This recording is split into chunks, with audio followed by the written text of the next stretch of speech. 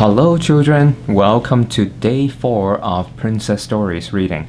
Today's story is The Princess and the Frog, a Surprise Guest. Now, today's princess is Princess Tiana. I really like her. I think she's a super cool princess. Alright, let's begin. It was a balmy afternoon in New Orleans. Perfect for a night with friends. Charlotte, honey, Big Daddy LaBeouf called to his daughter. How about going to Tiana's palace for supper tonight? Oh, Daddy, that would be wonderful. Just give me a minute to change.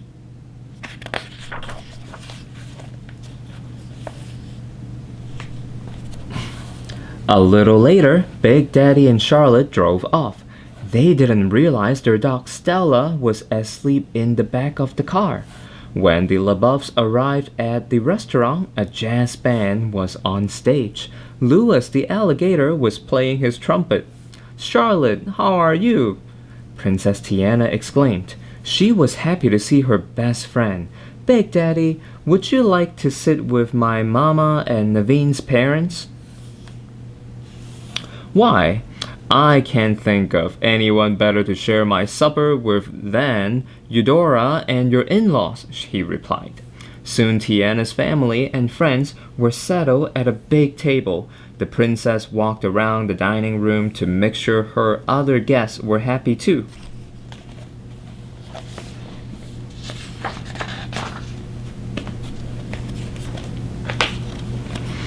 Meanwhile, Stella had woken up. The dog climbed out of the LaBeouf's car and walked around. Immediately, she caught the mouth-watering scent of Tiana's beignets. Stella followed her nose right into the restaurant kitchen. Look here, shouted one of the cooks. We have a visitor. Here you go, puppy. Have some of this gumbo. It's a new recipe. Stella eagerly tasted the dish. It was delicious. A moment later, a waiter threw her a large bone. The dog couldn't believe her good luck. Stella spent the whole evening in the kitchen, while Charlotte and Big Daddy dined to Louis' jazz music and talked with their friends. Stella was getting all kinds of treats. It was a lucky day for Stella, the puppy.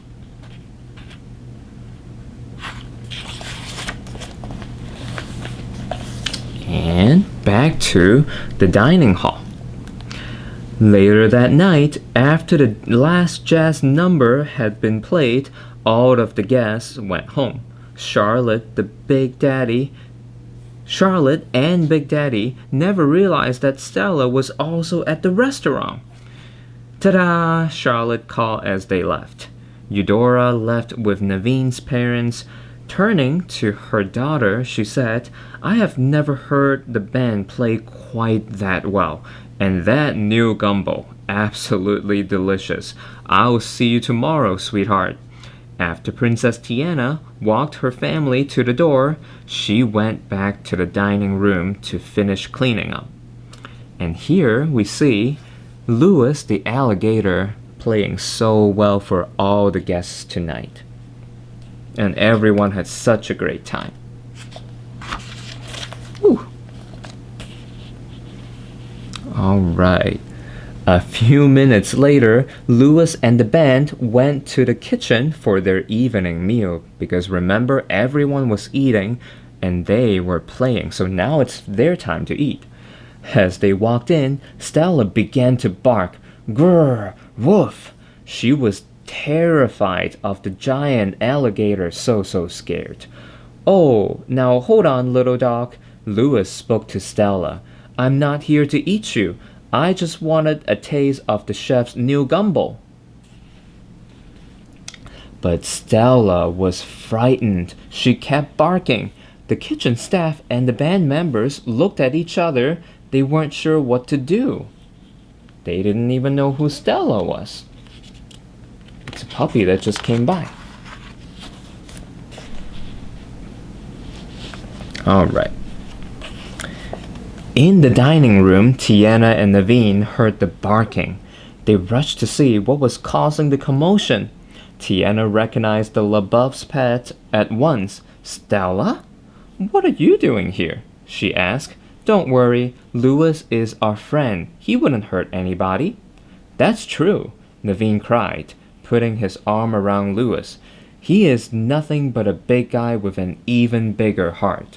The alligator peeked out from behind his tail. He didn't understand why the dog was so upset. Stella looked at him suspiciously. Go ahead, Princess Tiana encouraged the dog. Just go over and make friends.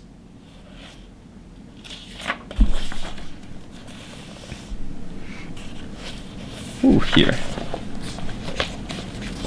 All right. So cautiously, Stella walked toward Louis. The alligator stayed very still. He didn't want to frighten the dog all over again. See? Nothing to be scared about, Naveen said. Soon Stella realized Louis was harmless. The dog wagged her tail.